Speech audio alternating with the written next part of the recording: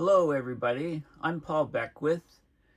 On Monday morning at 9 a.m., I went online to a Zoom call with the SDSN, Sustainable Development Solutions Network, to attend a Zoom talk by James Hansen on his latest paper, Global Warming Has Accelerated.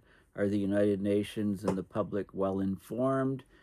And I don't know why I didn't post a video that day right after it finished, because I knew this was going to be a really big deal. You know, Hansen was basically saying that the 2 degrees Celsius target is shot, and he talked a lot about the International Maritime Organization removal of sulfur from shipping fuels and how that's greatly accelerated global warming. And he actually also talked about his concerns about the AMOC failing, the Atlantic Meridional Overturning Circulation failing, and how that would greatly impact all of humanity, including causing an acceleration of sea level rise. So let's get right into talking about his paper, and what I'll do is I'll go through his PowerPoint presentation just to explain the significance of it. And it's been in the media and press quite a bit over the last week, but nowhere near enough, because it's very important stuff. So this is the group Sustainable Development Solutions Network. It's a group under the UN, and they generate a lot of reports and talk about all of these different aspects: climate and energy, data, education, and so on. Go through a gamut of different things. It's the world's largest knowledge network for the Sustainable Development Goals, the SDGs. The UN Sustainable Development Solutions Network works under the auspices of the UN Secretary General to mobilize the world's universities, think tanks, and labs to identify and develop global and local solutions for action. Okay, so they work, it says we operate at the intersection between science, policy, and development to promote the Sustainable Development Goals and the Paris Agreement, and it's all about global cooperation. So it's well worth looking at the website and about what they're doing. These are the Sustainable Development Goals. So they held this talk over Zoom, organized it on it's Columbia University in New York. So this is the it's a UN organization. It says they mobilize the world's knowledge community for science-based solutions for sustainable development, and it gives a background. Jeffrey Sachs, who I've met at COPS, he's a world-renowned economist and professor, and this group was established in 2012, the SDSN, by the former UN Secretary General Ban Ki-moon, and by Sachs. He's had a big hand in getting this group going. If you want to know more about Jeffrey Sachs, there's a Wikipedia page, so American economist. And this is his Wikipedia page, so he's quite active on trying to the climate change, trying to get sustainable development, meet the UN Sustainable Development Goals. He works on sustainable development and economic development. He's director of the Center for Sustainable Development at Columbia University, and president of the UN SDSN. This is the group that put on the James Hansen talk. Okay, so there's lots of information about him and what he's done, and this is his personal website. You can get lots of information. He's authored and written many books and so on. He's done a lot of work. So this is the on YouTube. All these links will be provided in the description, but this is the talk that I attended called Global Warming Has Accelerated, an intimate conversation with leading climate scientists. So actually, oh, sorry, it was Tuesday morning, not Monday. Tuesday, February 4th at 9 a.m. Eastern Standard Time. I guess it's been a long week. I thought it was Monday. Okay, so I'll give you the links to the full version, which is just over an hour long. Hansen talked for, 25 minutes at the beginning, after introductions, etc. So basically, this was the release of Hansen's article with a big author list of co-authors. Global warming has accelerated. Are the United Nations and the public well informed? And you can download the PDF. It's open source. Here's a 39-page PDF on this paper. But what I want to focus on is the slides which were given during the presentation. So I think we know the answer to this. And I took 6 pages of notes. I'll refer to them a little bit for some of this. Yeah, so let's get going on this. So basically, there's 3 related papers that Hansen talked about. Their ice melt, sea level rise, and superstorm paper in 2015. Global warming in the pipeline, 2023. And then this paper that's just been released this week, global warming has accelerated. Okay, so this is a graph that Hansen often shows. It's the temperature anomaly. It's relative to the base period 1880 to 1920, global temperature change, and you can see how quickly it's been rising in the recent years. These are super El Niños here.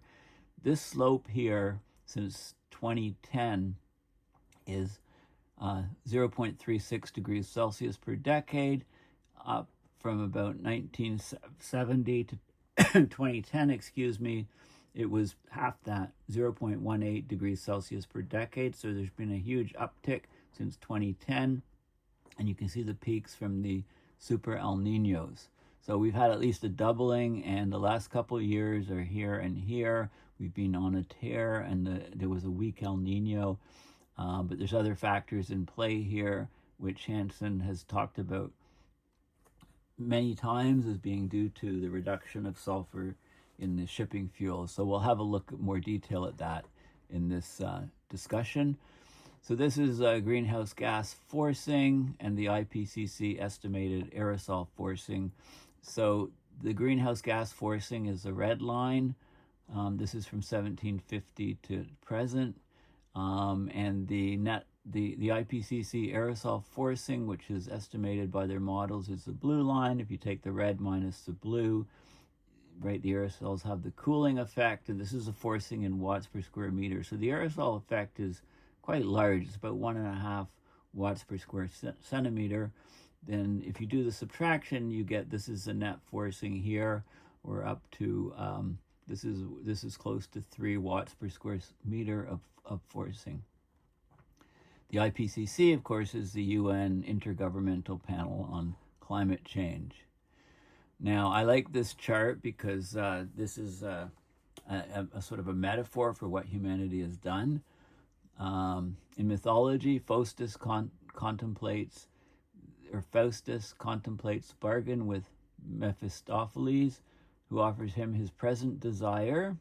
That's the sort of candy at the cost of future detriment.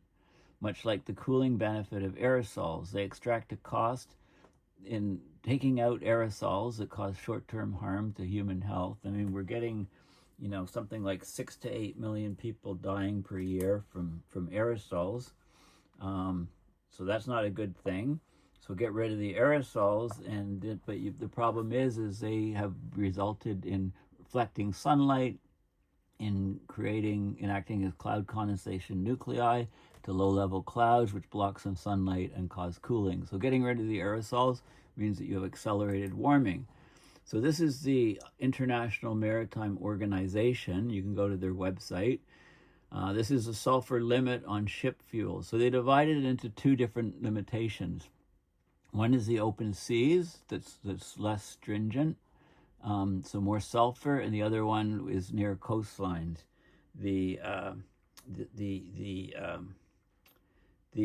ECA is emission control areas, which are close to coastlines in general. So you can see that the ship fuels, usually it's the lowest grade fuel. They can, the engines of the ships, commercial ships plying the oceans, mostly in the northern hemisphere in the trade routes, they can burn pretty much anything. So they get the lowest grade oil, and the sulfur content was about 4.5%.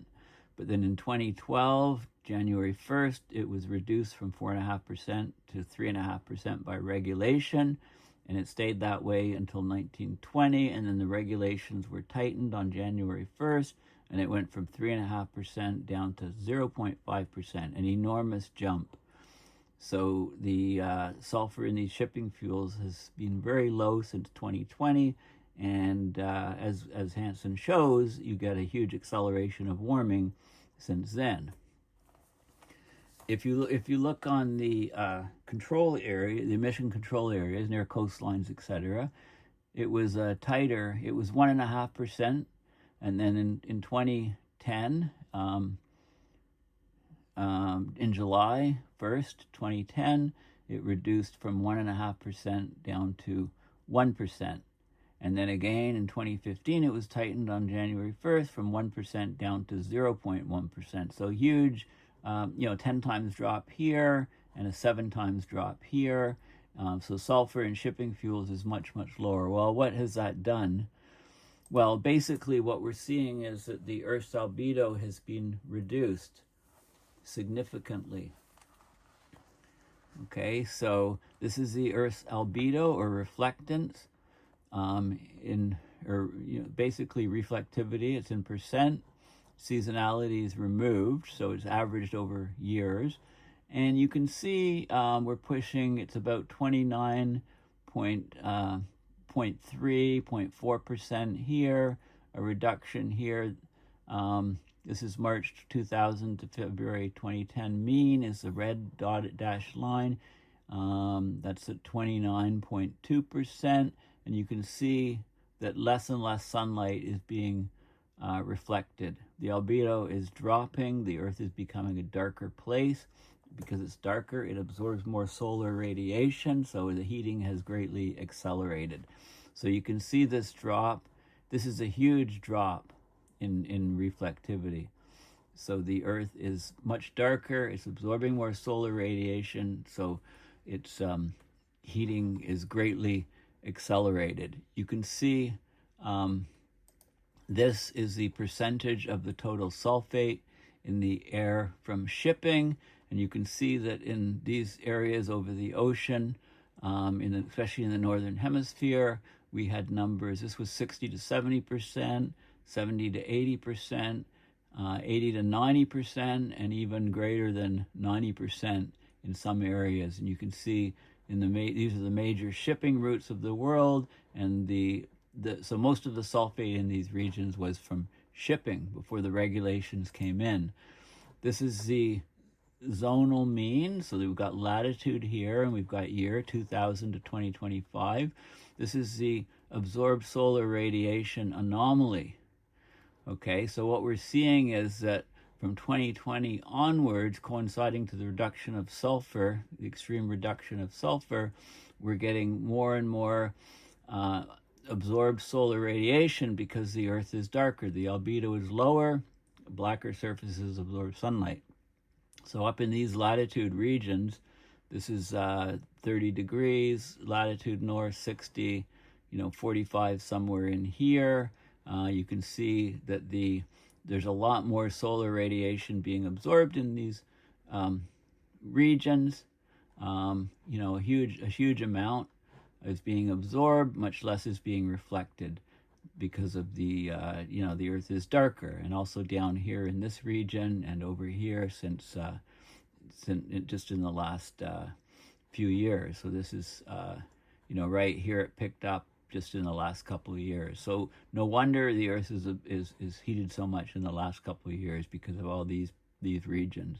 At least before 2023, it was just over here and a bit over here. But look at all this additional absorption of solar radiation has greatly contributed to the hotter temperatures.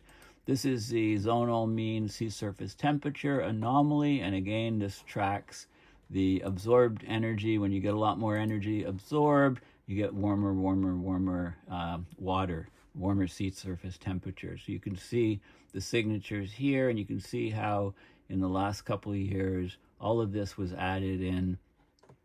So the sea surface temperature anomaly is, the red areas here are 0.8 to 1.1 degrees above normal, and then 1.1 to 1.3, and then this area is 1.3 to 1.6. Okay, and there's some areas in the high north where you get over between 1.6 and 1.8. So the oceans are warming like crazy.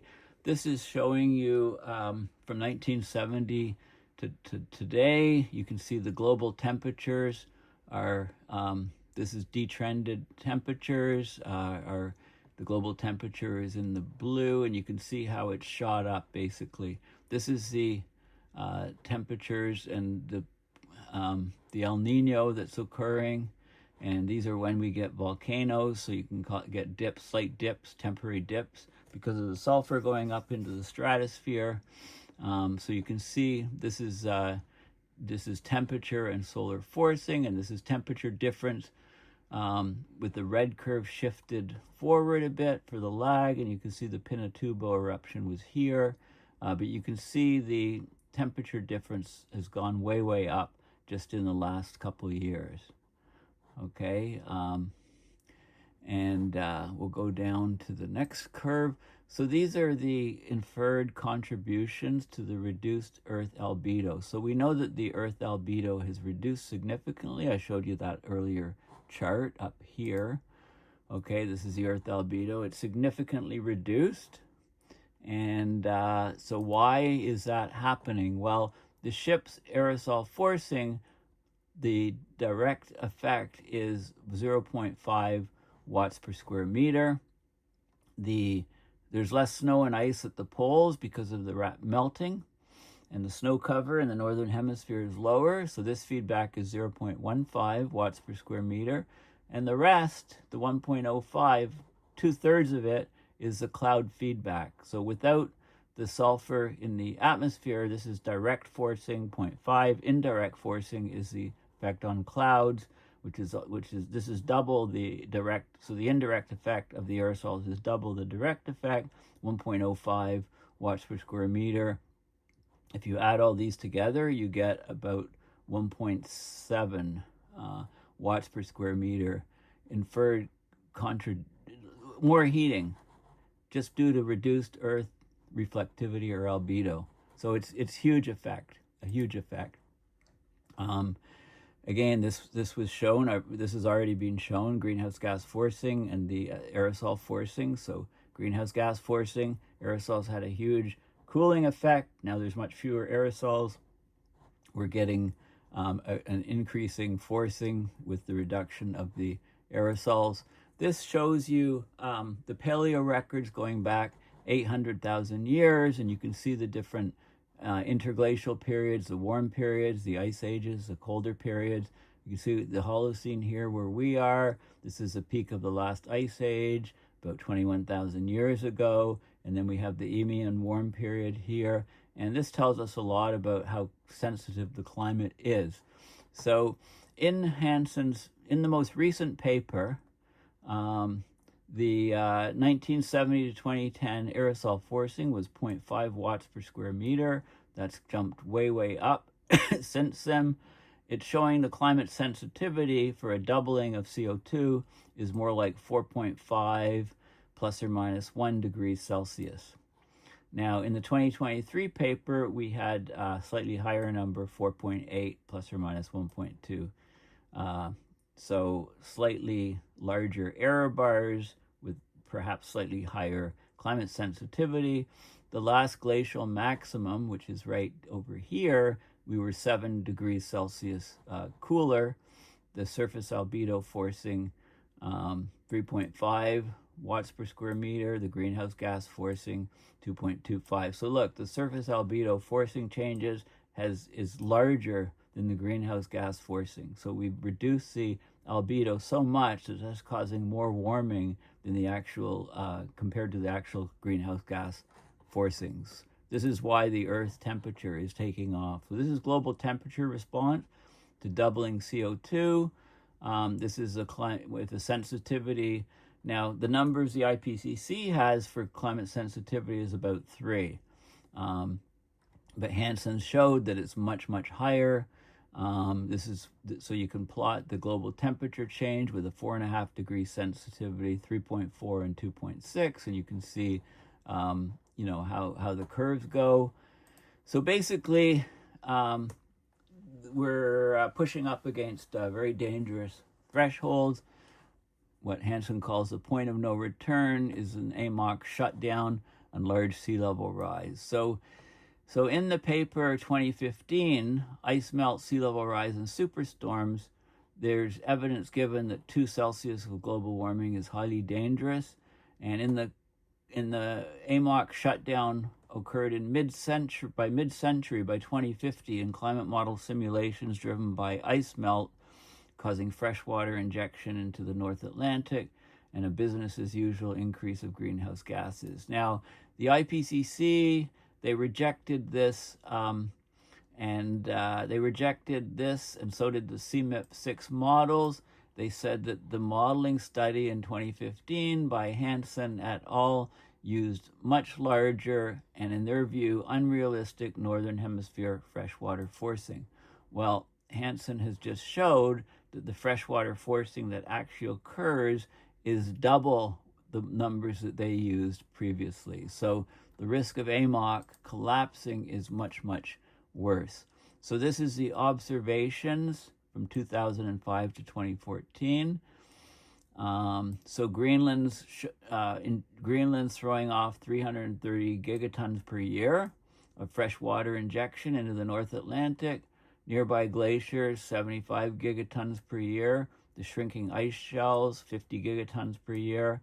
Sea ice volume reduction, right? This is the sea ice, 50 to 250 gigatons per year, a lot of fluctuation. So the total, we're looking at 500 to 700 gigatons a year of fresh water injected into the North Atlantic. Now, in the 2015 ice melt paper, it assumed 360 gigatons per year in 2011 with a 10-year or 20-year doubling time. And look what happened in this time period.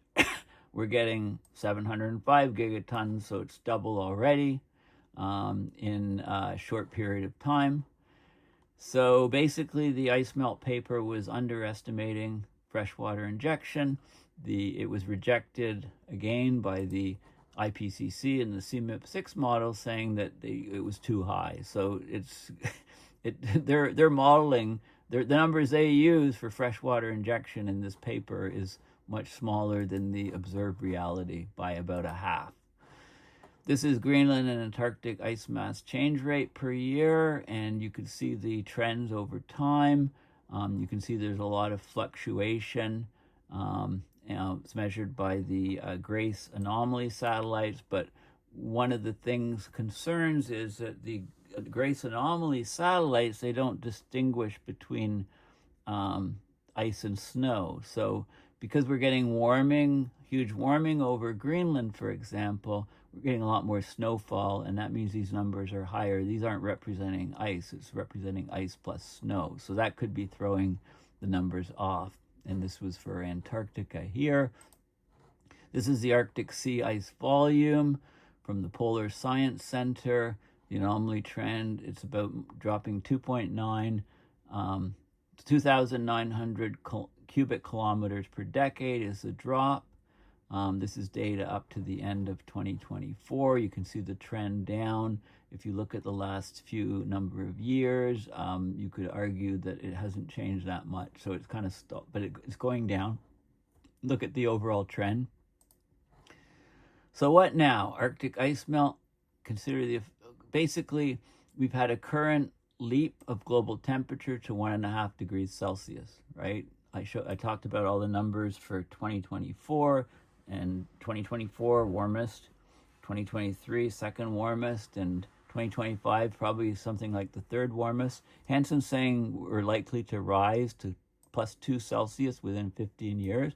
Well, we can go back to the doubling rate, or the increase is 0.36 degrees Celsius per decade. We're already pushing 1.5, 1.6, so multiply 1.5 by 0.36, and you get about another over 0.5 degrees rise within 15 years. So that's where this number comes from. It's just a straightforward calculation from going back to this plot here, this rate of 0.36 per decade, and where we're at right now.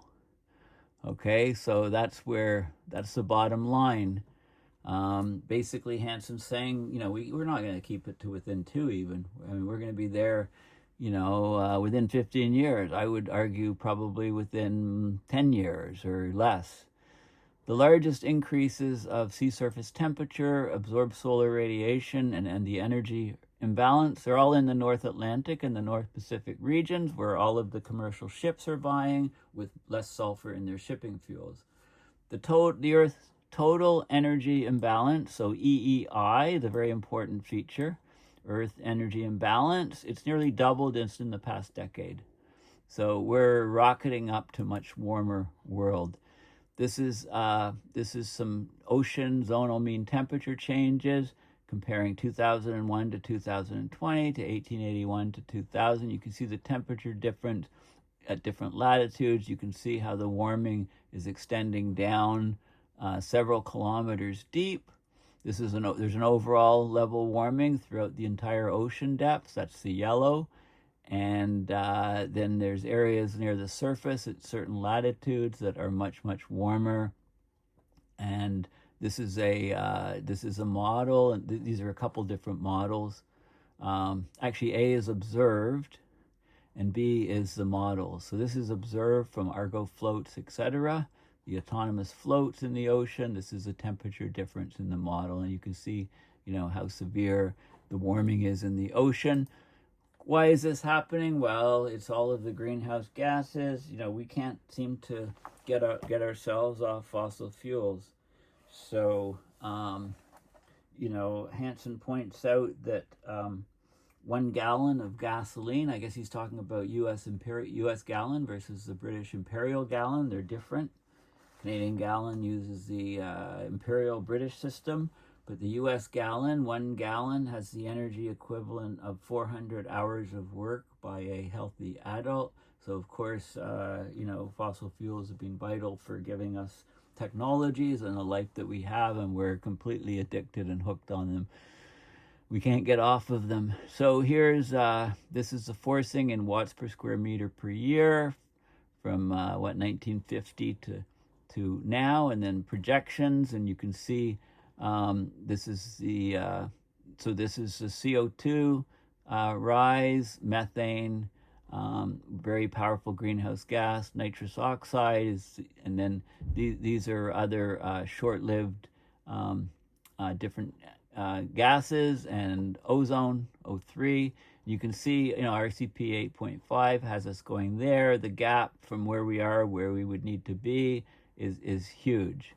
Okay, so we're just not doing it. This is global energy consumption continuing to rise. We're adding to the peak with renewables. This is hydroelectric, this is nuclear. But the base loads we've got the coal here, the oil, and the gas. And then the global CO2 emissions are continuing to rise. This is in gigatons of carbon per year. In order to convert to gigatons of CO2 per year, right, you have to multiply by that factor the ratio of CO2 to carbon. Carbon's 12, oxygen 16, so CO2 is 12 plus 16 plus 16 is 44 divided by 12. So you need to multiply these numbers by 44 over 12 in order to get gigatons of CO2 per year. So this is emissions from coal, from oil, from gas, and from cement production, which is a significant amount. Gas flaring is a little bit at the very top. So the emissions just continue to rise. And if you look at it from the point of view of developed and developing countries, this is mature economies, right? It's flattened out.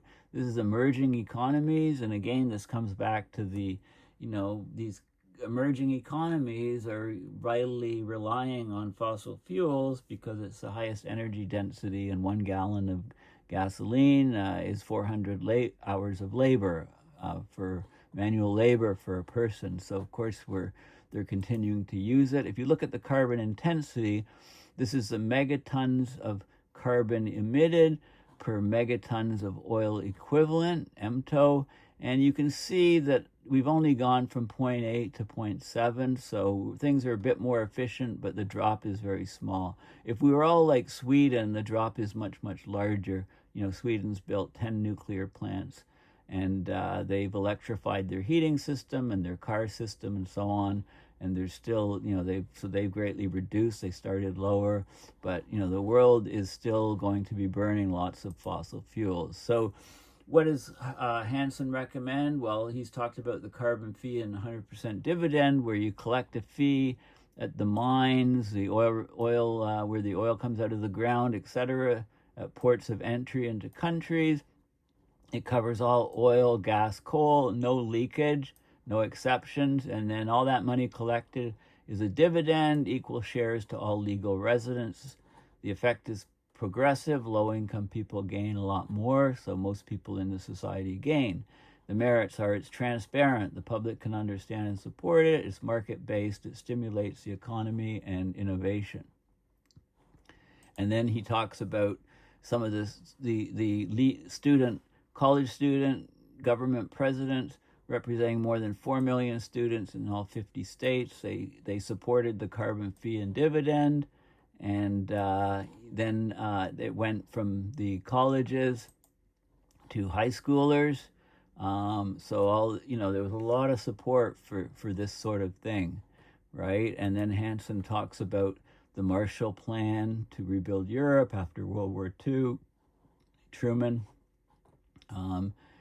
Basically this is an era, so 1945 to 1952, president. The UN provided leadership, built up the United Nations, NATO, Universal Declaration of Human Rights, global economic cooperation. Global cooperation lifted all boats, was what they were talking about. And then it got a bit darker. There was Eisenhower. He warned of the dangers of the military-industrial congressional complex. And then he scratched congressional out, telling his brother, because his brother gave input into this, said it was more than enough to take on the military and private industry. I couldn't take on Congress as well. Okay, so basically, Hansen's advocating for changes to government, no funding from special interests, individual nations only, max, he says $100 a year, even $1,000 a year would be significant. Party control of who, whether to run, avoid being spoiler until ranked voting exists. He advocates for ranked voting. He's been advocating for that, again, pushing for this immediately.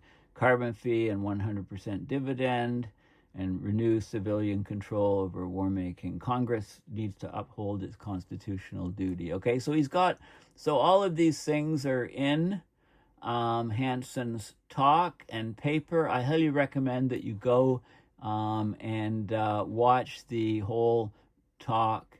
And I just want to also point out that after Hansen spoke, there was reinforcement of some things he was saying.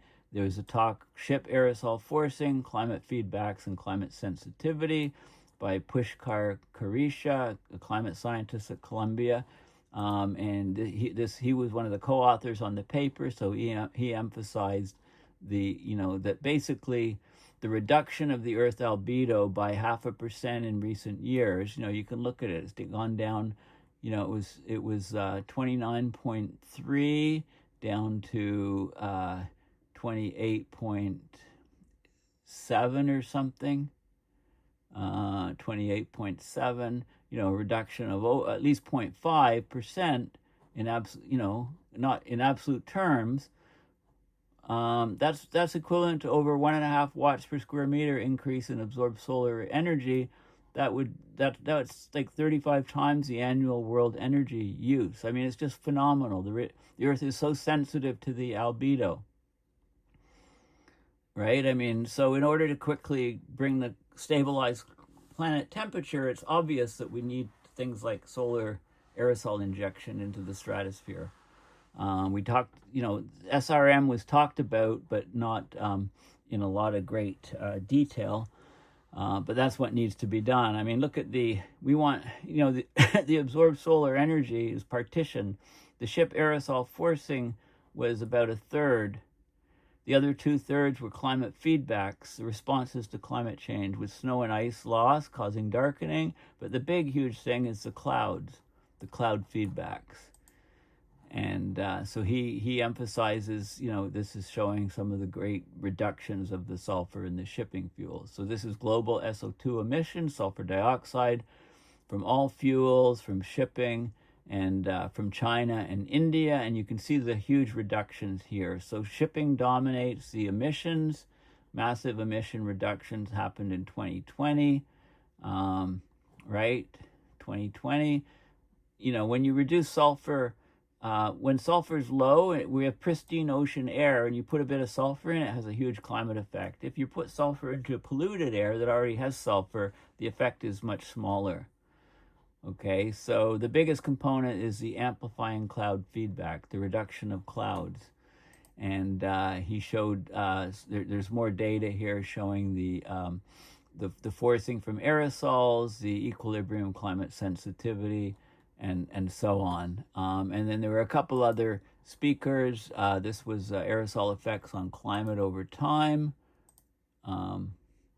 There's some more information about the direct aerosol forcing, and the indirect with the clouds is enormous.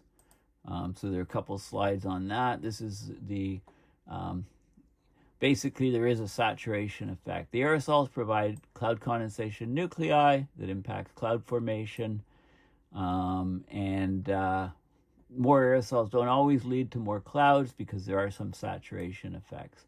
So if you have a clean environment and you put sulfur in, it has a huge effect. If you have a polluted environment that gets more polluted, then the effect is smaller.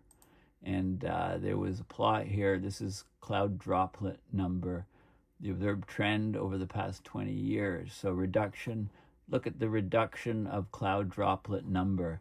Up here, these are all the shipping routes up here, and mostly in the northern hemisphere, and some down here, but you can see a huge reduction of cloud droplets. So much fewer clouds, and again, this is the sulfur effect. And then there was a little bit on solar radiation management, the risks. We're risking getting these tipping points: the AMOC, Western Antarctic ice sheet, Greenland ice sheet, permafrost, coral reefs, forests, etc. So this is just an example. The West Antarctic ice sheet is under great threat. So the point is, we need to really look at purposeful global cooling. Research climate intervention, solar radiation modification, he calls it. Management is what the original word M stood for. There's impacts in the pipeline. So are we going to let those happen? We need to look at risks of SRM versus risks of accelerated warming right now, and the effects on mitigation, right? All those things are important. So again, all of the links will be in my description, and this 39-page paper, I'll reread it again, and I might do a separate video to go into even more detail on what Hansen is saying in his paper. So you really don't want to miss anything that James Hansen is saying, because as Jeffrey Sachs said during the session, the videotape session, which you can see if you look at the hour-long video, he highly praises Hansen as somebody he's been following for decades, and Hansen has been more right on what's happening with climate change than any other climate scientist alive, and he's been in the game for decades, and he's been right, and people have been ignoring him to their peril. So anyway, thanks for watching and listening to this video. Please consider going to paulbeckwith.net and going to PayPal to support my research and videos. Thanks again, and bye for now.